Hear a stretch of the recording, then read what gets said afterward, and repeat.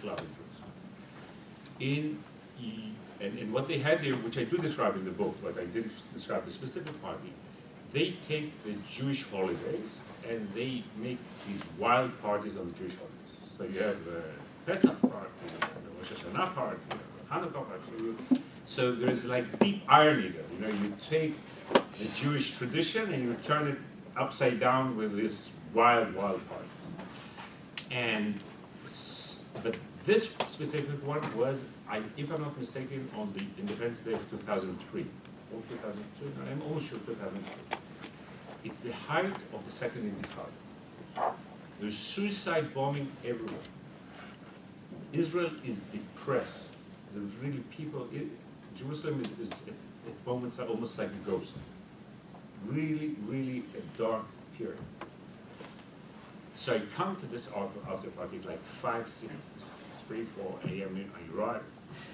And the site is amazing because you have all these stoned youngsters, half naked, coming in. The point about the Jerusalem party is that the people from Tel Aviv come. So it's a kind of pilgrimage. Again, so it's not religious pilgrimage, it's a hedonistic pilgrimage. So all these people come from Tel Aviv. Of course, you know, the gays are leading it, but it's a mixed party, so it's like 30-40% gays, other heterosexual, but very, very, by this time it's like very intense. And they walk through the Israeli border police. There are like 500 soldiers and policemen protecting these youngsters that are obviously totally stoned. And there is a crazy party going on.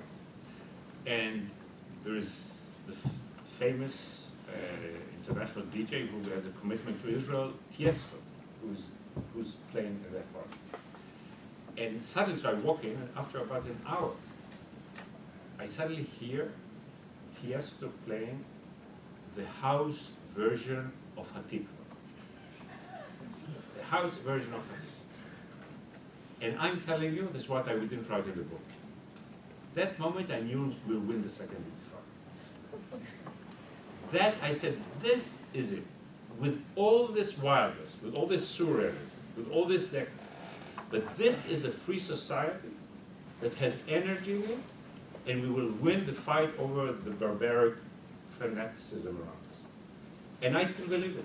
But in order to do that, the young people who want to party and should party have to remember that it's part of the struggle of a frontier democracy to survive. They have to remember to appreciate that if we want, when we want, have to fight to protect this. And this is why I also ask people who are not Israelis and not Jews, and I believe in this alliance between your great democracy and our frontier democracy because of this. Because we think values that are the values of Americans, and in this case, it's a younger Americans. It's our way of life that is so much like yours. But we are on the frontier. We are endangered day after day for this. So we have to find, and this is to do with the vision, the right kind of ethos that will give meaning to the fight to protect this. So I don't see, if we take it in the right way, won't be just decadence. This will be what part of what, as long as it's not the only thing, that we do some other things as well. But protecting the values of liberty and the celebration of life in whatever manifestation it has, and I think that's exactly the kind of spirit and ethos we need. Maybe we'll take a second question from, yeah. Hi. So, in 1948, Israel was declared a country. So, 1948. So, I'm curious as to why it was not glazed over, but not necessarily included in the book, because that's a pivotal time for Israel. It's like, it can be considered which direction you're looking at it, whether it be a triumph or a tragedy. It's, no matter what it is, it's pivotal. So I'm interested in why it was not necessarily a big portion of the book. Well, first of all, there is a 1948 chapter there, and that is mentioned there, and it's mentioned elsewhere there. Because if you look carefully at the book, the whole logic of the book, look, there isn't, I try to write in a different way. So there isn't a chapter about the Six-Day War. There isn't a chapter about Rabin's assassination. There isn't a chapter about, I tried to incorporate these great moments into processes that I described in different chapters. So I described the 67 and 73 war in my chapters, but in a few paragraphs. Had I gone for the traditional, more conventional way of, here are the events, here's the Balfour Declaration, here's the UN Declaration, here's the state is established, I think it would have created a much more banal book. So I can tell you, I'm deeply, the moment the state was established, and by the way, I'm in the process of making a documentary film following the book. So there we have footage of, Ben Gurion coming and that moment of the declaration. I can cry, and many times I do cry. I'm very emotional about it. But I didn't think that, putting, that as, I think it would have created a much more heavy, orthodox book had I dealt with this kind of event. I wanted, to write it. I have a question about the chapter Reality Shock. Near the end, it's like the third paragraph on page 336, you start comparing how, while people were fighting in 1948, others were flirting in cafes. While people were getting shot in the Sinai, others were pardoning. Has that attitude changed in Israel over the years since 2006? While some people are very concerned that they could be killed at any time, while others are like, oh, life's a party.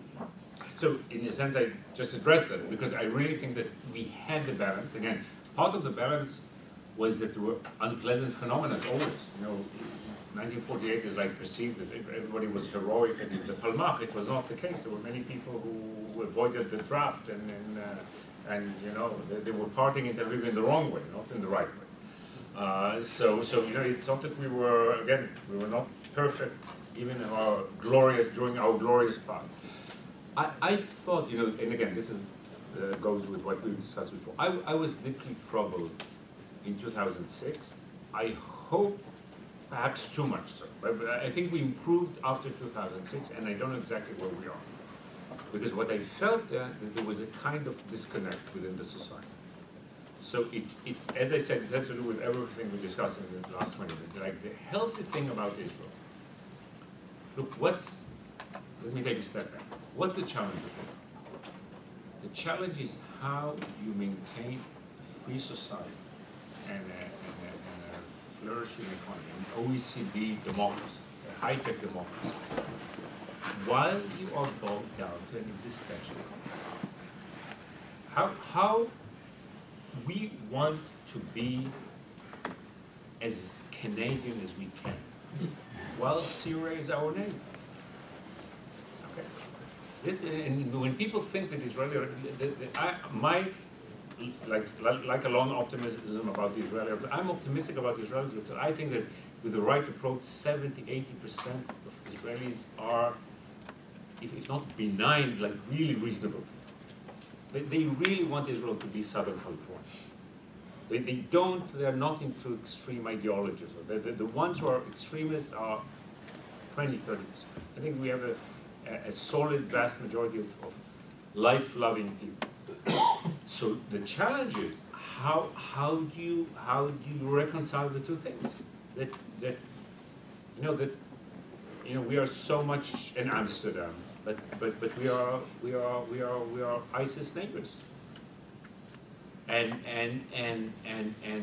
the challenge is how a lot of the success that we came with all kinds of invention that allowed us to do this, to be as normal as possible within an abnormal situation. So the Miluim, the way that we built our reserve army was one way of doing it. The Israeli Air Force, I won't get into all the many Israeli inventions that actually were intended, without defining it in these terms, to create a kind of defensive shield that allows us to be as democratic as possible, as Western as possible, as having a good life as possible within, while being a kind of fortress. I think I write it towards the end. I mean, the success of Israel, that in a sense it's a fortress, but it's an unfortress-like fortress. And that's a success of it. So it calls for a very gentle balance, okay? Because you want people to fighting a loss, fighting is part of a life, wild party. But you need solidarity for that. For that to work, you need solidarity. You need something that holds us together, and you need a feeling that now it's my turn to be in the army, so you can have a normal life, and tomorrow you'll be in the army and I'll have a normal. So if that inner deal is not there, if there isn't the right kind of covenant holding you together, the whole thing is a joke. And my concern in 2006 that this is what happened. For processes that I described, too much privatization, we were like Americanized in the wrong way. And we didn't understand some of the deeper, we took from America the wrong things. Some good things, but we took many wrong. And we didn't, and while the old structure had a kind of balance, dealing with the uniqueness of the Israeli condition, and finding unique solutions, that's part of the great success of Zionism. So I thought we lost that balance. So we had to change. We couldn't go on living like we lived in the 50s or the 30s. But we didn't strike the new balance. And this is why I think that solidarity in Israel and social justice in Israel are needed. I think they're needed everywhere. They're needed here. But with our unique condition, we definitely need it. And my argument with some of the Israeli people in the Israeli right now, I'm talking about the social economic right, not the territory, is that, countries, I mean, I'm like a social democrat, so for me it's easy. Okay, I think it's all consistent. But I ask people who are on the right to understand that when America came back from World War II, you had the GI Bill. When Britain came back from World War II, even the conservatives supported the welfare state. Because if you ask your young people to risk their lives, you cannot have a totally laissez-faire world where people are left to be alone. You need, Eisenhower understood it. There was no socialist. And Lord Macmillan in Britain understood this. So in Israel, we lost that understanding that if you are in this unique situation, you need not only because my values. I think that, like, objectively speaking, if you understand where we are, look, the Thatcherite revolution in Britain and the Reagan revolution here happened 35 years into the peace. They couldn't not have happened before. And if, God forbid, there is a war again, it cannot last. And we got lost in Israel. We got confused. We forgot that. So it's essential to bring, again, a renewed kind of social democratic issue that will, and I'm not like extremist, you cannot go like total equality and all that. But you need to bring back solidarity and social justice on merit, but also to hold the whole thing together. And my fear was that this disconnect that I described is very dangerous. As I said, I think some things have improved since 2006. In this sense, the social protest of 2011 I thought was a very positive phenomena, and yet we are very far from being where we should be. And I really think that this is something that we should be working on. So a follow-up question, you mentioned 2011, and in your chapter on Occupy Wall Street, Occupy Wall Street, you talk about the movement and the hundreds of thousands of people who come out, and you're hopeful. You're looking to see that these people, especially the young leaders, will lead to a new movement and a new party in Israel. So could you talk some more about that and where that's at this point, 3 years later? Well, first of all, now we have the hero of my chapter is now number 6 or something in the Labor's list for the coming election. So actually, Mr. Shmuley, Itzhak Shmuley, Mr. Itzhak Shmuley, that was almost a nobody 2 years ago. Again, look at this is the beauty of Israel. When things look, and by the way, this is also this is my criticism of Israeli politics. Israel is fixable. The beauty of Israel is it's so small and it's still flexible.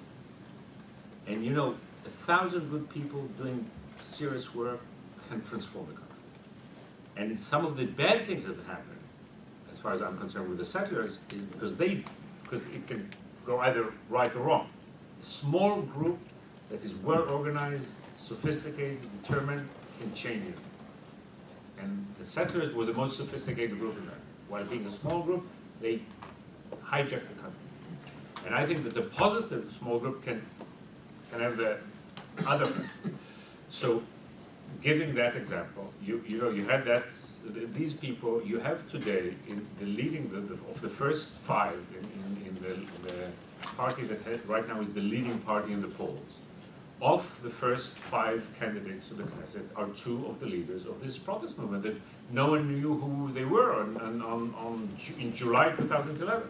So 3.5 years later, they are at the center of power. And if Labour will form the government, they'll be either minister or I don't know. I don't know what they will do with it. But so you see how in Israel things can, and this is what I say, don't give up on Israel. Don't give up on Israel.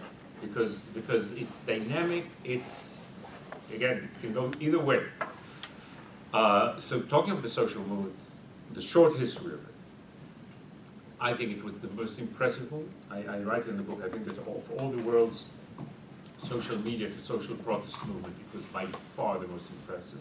It was wide, it was civilized, it was sane, not extreme. It had a sense of humor, talking of the twinkle in the eye.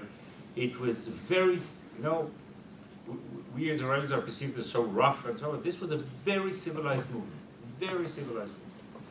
And it changed the mindset. Israel is transformed because of it. The problem was that number one, they did not have the ability to conceptualize it. They didn't have the thinkers who would turn it into a platform. They were lacking intellectual depth and seriousness. And they failed in institutionalizing it. So the first election campaign following 2011, which was in 2013, the revolution, so to speak, revolution is really not a term, but this conversion was kidnapped. I don't want to get into the details of it, but some politicians were totally cynical, that cared very little about these values, used this sentiment and made political capital. I think that what we see now, again, and we don't know where the elections will end up, is that the change is there. Because right now we have, as I said, they have their leadership in Labour. They have this Kahlon party, which is totally based on this. And you see the pressure of this agenda in every party. Every party. Even the Settlers Party has to address it. So now, after the coming elections, I hope that we will have people that at last will translate these benign aspirations into serious, reasonable, operative politics that will really transform Israel in a real way, not just the mindset.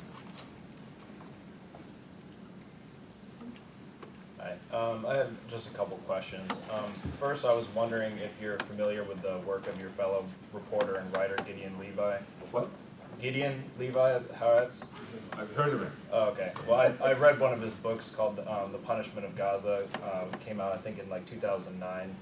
And I think he's a left-leaning patriot as well, that he sees a lot of good in the state of Israel, but also has a lot of criticism for kind of the moralistic blindness of a lot of the Jewish citizens and how they're able to kind of have this short-term memory loss on the different conflicts, especially with the city of Gaza, but obviously with the West Bank as well. But I guess if you're not as familiar with this stuff, then you don't have a lot to say about it. But my second question was, what are your opinions? Don't worry. Okay. What are your thoughts or maybe concerns about the Palestinian Authority seeking to take part in the International Criminal Court, and what kind of consequences that would have for the conflict moving forward? So first, the sensitive question. Gideon is a colleague, and there were times that we were friends, and we have different sets of convictions. Let's put it this way. So I'm not into criticizing anyone, but I'll tell you what I believe. I think, and I don't want to speak about me personally, I have issue with people that I have no doubts regarding their liberal values and their morality and their care, but who cannot address evil that is not Israeli evil. I think that I'm on record in condemning Israel when I think it does wrong. But I'm not willing to accept as moral or liberal the attitude that you single out Israel or you single out America and you just deal with our crimes and our sins. I don't understand how people who are supposed to represent universal values fail to address the fact that hundreds of thousands of people are being massacred in Syria. I don't understand how people who hold universal values fail to address the fact that gays are persecuted throughout the neighboring countries. How is it that people who hold universal values overlook the fact that women are treated the way they are treated in Saudi Arabia? There's so much evil all around us. There's such human catastrophe all around us. How can you overlook all that and just look at checkpoints? I'm against checkpoints. I think we should not have checkpoints. I'm against occupation. I think we should end occupation. I always thought settlements are a terrible thing. But of all that is happening in the Middle East, all that is evil is an Israeli soldier in some checkpoint? I do not understand. I truly don't understand. How can you claim you're a liberal and you're universalist and only single out, focus, zoom in on one issue? And I think that ironically, this is not only intellectually flawed and morally flawed. I think it's politically flawed.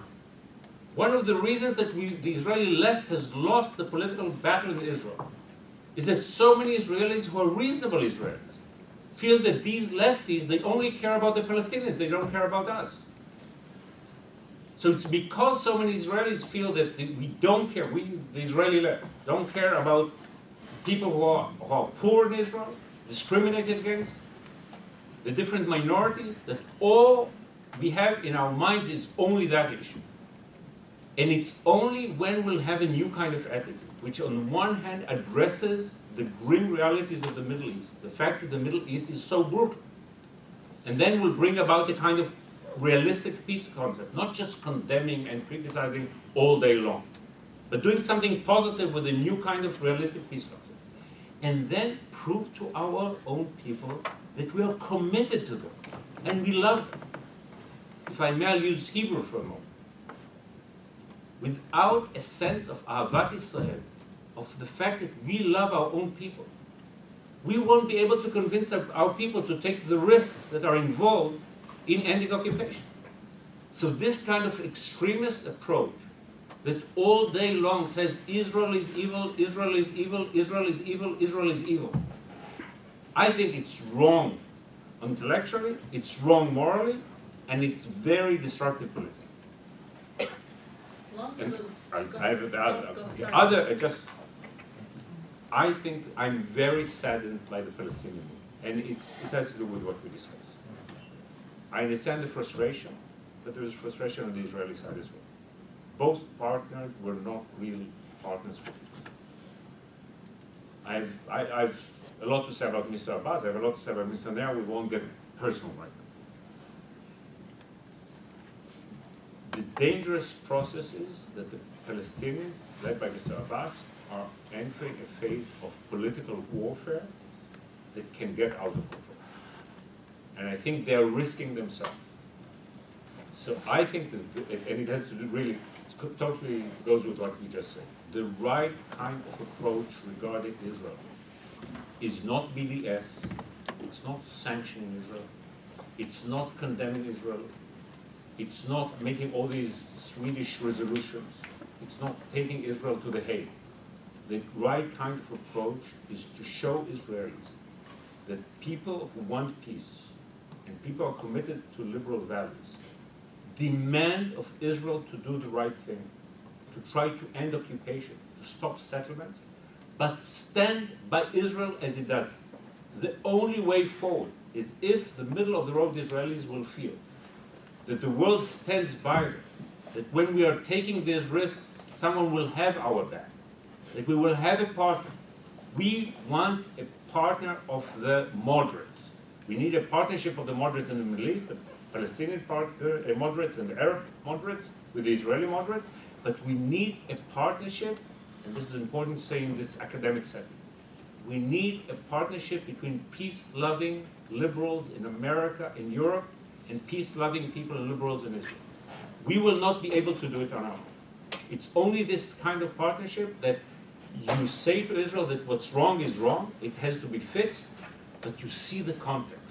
You see the historical context, you see where we've come from, you see what the dangers we face, and together we have this joint project of trying to end occupation without risking Israel's existence.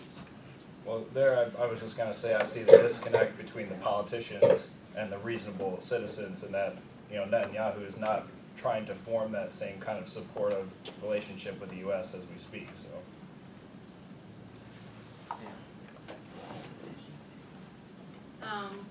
Maybe if they're quick, maybe two quick questions. Yeah, I don't know the two people have their hands. how quick this is, but there are a lot of organizations that say that they are pro-Israel and pro-peace. I'm wondering, are there any that you would specially feel, organizations that seek support in America, that you would especially feel comfortable with as being fitting not your definition of wanting a two-state solution, but also being sufficiently supportive of Israel?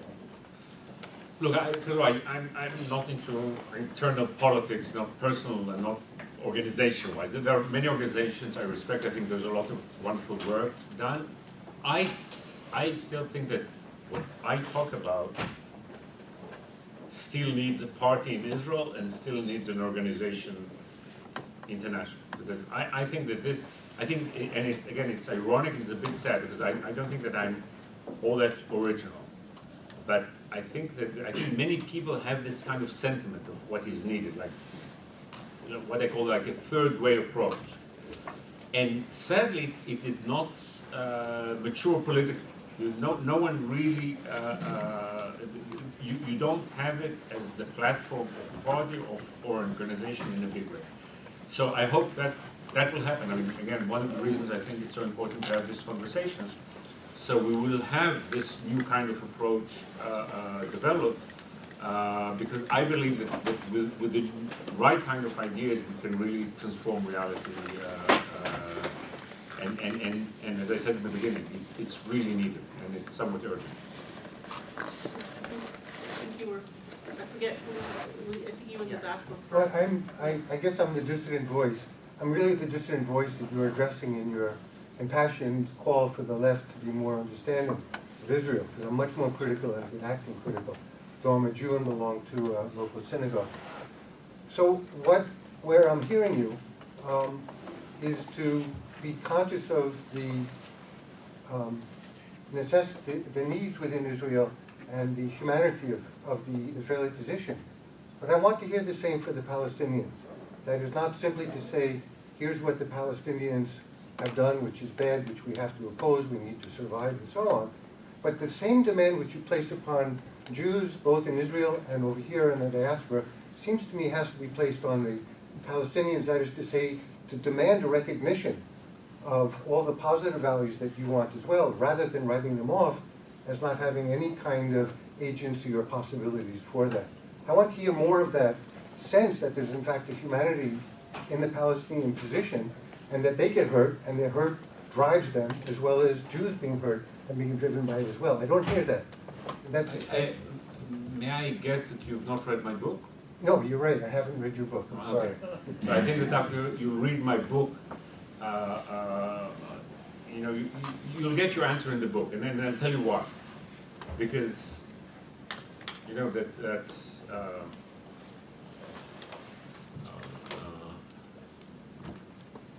my friend, distinguished colleague, Tom Friedman, wrote an op-ed about my book in the New York Times.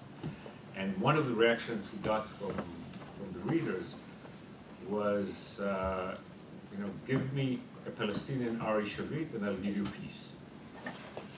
So it's not for me to judge, but what do I think the person meant? I came to write the story, first of all, my own personal story and my own version of the story of my people. But that story, almost in every page, has the Palestinians in. When I come to tell, I'm not from the UN. I don't write it as a kind of objective observer of the land between the Jordan and the sea. I write it as myself. I'm a Jew, I'm an Israeli. I write from my point of view. And yet the Palestinians are so much there. Their tragedy, their agony, their suffering. I went all the way to incorporate them into my narrative. So I think that the beginning of the deep reconciliation that we'll have one day will be when we'll have that on the Palestinian side as well. So my heart goes out to Palestinian suffering. There isn't a day that passes that I'm not aware of the Palestinian tragedy. I drive to my own country and I remember the Palestinian past. Every day I think of the people who are there in Gaza, what they are going. So I have all the empathy, but I think that my plea is that the Palestinians, that once we get back to, my book is very much about the mutual blindness. In my mind, the conflict does not begin just with the settlements and the wars. They are the outcome of mutual blindness. We did not see them, and they did not see us. And I think that eventually, I'm for taking pragmatic, practical steps in the beginning, because I don't think we can reach the perfect peace. But eventually, at the end of the process, when we come to the deep reconciliation, it'll be really based on really seeing each other, really seeing each other. So my plea for my Palestinian neighbors is that while I respect their tragedy, and I remember it and I acknowledge it, I ask them not to be addicted to their own victim. As I like to say, in the victimhood game, no one can compete with the Jews. No one can compete with the Jews. So let's not go that way. And the beautiful story of Israel is that basically we were not addicted to our victimhood. There were some phenomena, and there still are. But basically, we came from hell. We came from hell. We could have been totally absorbed with revenge. But we took the decision that our revenge will not be suicide bomb. Our revenge was building a society, building schools, building a health system, having children a year after Auschwitz, and celebrating, having parties. When you see pictures of Holocaust survivors partying in Tel Aviv in 1949, that's the beauty of Israel. So my plea, and I believe in it, that at the end of the day, the real deep peace will happen when, on the one hand, we will acknowledge what the Palestinians went through, and we will solve whatever we can solve regarding the injustice and the suffering of Palestinians today. But the Palestinians will try to leave behind they should always remember it, but to build a future, to be future-oriented, rather than being all the time obsessed with the past. The only way to have a life for these two people is for us to remember the past, but to build together a future. Well, we have a say in the Palestinians' response. I think it's a beautiful answer that you've given. I'll say this really quickly. I know you want to end. I was in Alexandria when the Iraq War broke out, and our speaker was to be Edward Said, but he was dying of cancer and was exhausted, so he couldn't be there. At that moment, we had an Egyptian university intellectual who became the replacement for Said. And he was a westernized Egyptian, if I may say, suit and tie, and espoused Western values. This was as the bombs were beginning to fall in Baghdad. And what he said to us was, if the bombs fall on Baghdad, I won't be able to speak in Egypt. They will silence me. They will take our position as that of the position of the enemy. So he wasn't free by himself to form a political position, but the events around him actually drove his possibilities. And it must be the same in Palestine, that those who want a more, if you will, moderate position are also driven by Israeli political actions towards them. It's only logical that that would have an impact upon them. Look, I would have preferred the discussion to end with my previous answer, but I'll refer to yours. On the one hand, we have to acknowledge the injustice done to Palestinians, to some Arabs, to third world society. On the other hand, it's time for the people of the Middle East to take responsibility for their own life. You cannot, 70 years after the British left, and the colonial powers are gone, you cannot put all the blame on Europe, on America, and on Israel. People have to take some responsibility for their own lives. And when you look around the globe and you see how countries that were abused, that were poor, are moving forward. I'm not talking about, Western Europe. You look what's happening in Malaysia, in Indonesia, South America, East Asia. People are not all, look at what's happening to the relationship between Vietnam and America too. People have to take responsibility for themselves and build a life for themselves. And you mentioned Edward Said. I urge you to go online and look at the interview I had with him before his death in 2000. It was a fascinating, I spent 4 or 5 days with him in Colombia. And I'll tell you what's the irony.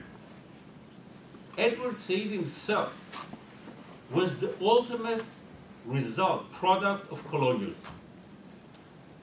He himself was the product of colonialism. He would not have had the good education and his great taste of opera and all that without the fact that his family served British capitalism and imperialism in the Middle East.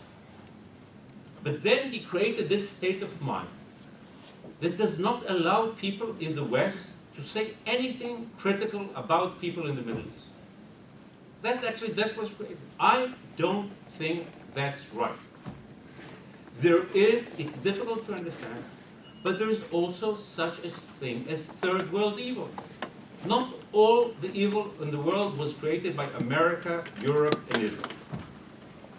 And the example I like to take is not from our country. Think of the 1970s, when America was bombing Vietnam. The entire world went to protest, and I totally support that process, the anti-war. But when Cambodians murdered Cambodians, millions of them, no one protested. That was okay, because it's Cambodians killing Cambodians. That was probably one of the closest events to the Holocaust we experienced. And this is a phenomenon that I think that in the academic world it's time to address. On the one hand, we have to remember that the third world was treated badly, and many Arab nations were treated badly, and the Palestinians were definitely treated badly. But that does not mean that we cannot condemn evil that is coming out of these societies. And so when minorities are treated in such a horrible way there, the Edward Said world is gone. Because Cairo, under Arab nationalism, does not allow the minorities who live there under the colonies to be there. It's not only the Jews that are gone. So many Armenians and Greeks and Christians are gone. So the real solution for the Middle East, not talking about only the Israeli-Palestinian issue, is on the one hand to address the suffering of the people, to do everything we can with Marshall plans, with support, with peace initiatives to change the region. But on the other hand, to say to the people of the region, time to grow up, time to take responsibility. And the only way to build real future and to really to give hope and at the long term a real peace to the region will be a kind of partnership where you give the people of the region support, but you demand of them to be moral, to be open-minded, not to oppress women, not to oppress gays, not to oppress minorities, and together to build a peaceful, stable, and life-loving Middle East. Thank you very much. Again, if you'd really like to hear the lecture, uninterrupted, with all of our questions, please come see Ali Shavit at 7 p.m. in the 3rd floor of Case Hall in Dissident College in Club Spartan.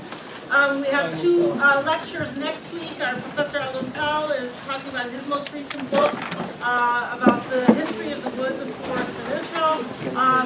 So there are flyers on that, and there are flyers from Professor Amy Oliver from the Zoo College talking about